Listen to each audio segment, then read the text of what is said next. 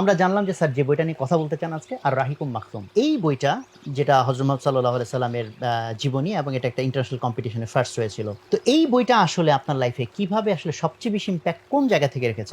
যখন আমি ইউকেতে যাই তার আগ পর্যন্ত আমি প্রচণ্ড রকম সন্দেহবাদী ছিলাম। তো তখন আমি নিজেকে চিন্তা করলাম যে আচ্ছা, আমি সন্দেহবাদী হয়ে আমি ধর্মকে পালন করছি না, নামাজ পড়ছি না, কিছুই করছি না, কিন্তু আমার কি আগে ভালো মতো জানা উচিত না যে আসলে ধর্মে কি আছে। সাইফুদ্দিন ভাই আমাকে একদিন এসে বললেন যে চলো রেজওয়ান, আমি একটা ইসলামিক কনফারেন্সে নিয়ে যাই। তা আমি হেসে দিলাম, আরে আপনি আমাকে চেনেন না, আমি সন্দেহবাদী মানুষ, আমাকে ইসলামিক কনফারেন্সে নিয়ে কি করবেন?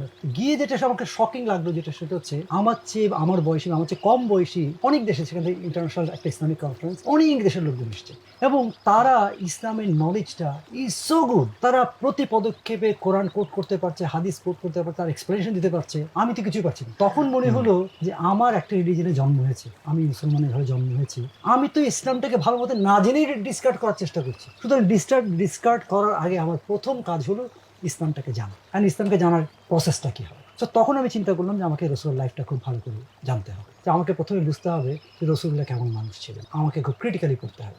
আমি একদম সেই দৃষ্টিকোণ থেকে রসুল লাইফ পড়া আরম্ভ করি। এই জন্য এই বইটা আমার জন্য খুব ইম্পর্টেন্ট। ওকে। আমি একদম খুব খুঁটিয়ে খুঁটিয়ে পার্সপেক্টিভ দেখে দেখে, এবং আমার যে মনে প্রশ্নগুলো আছে প্রত্যেকটা লাইনে আমি খুঁজতাম যেখানে এই প্রশ্নগুলোর কোনো জবাব কিংবা রিফ্লেকশন আছে কিনা। ওকে। তা I really proceeded that. Order করতে ভিজিট করুন রকমারি.com।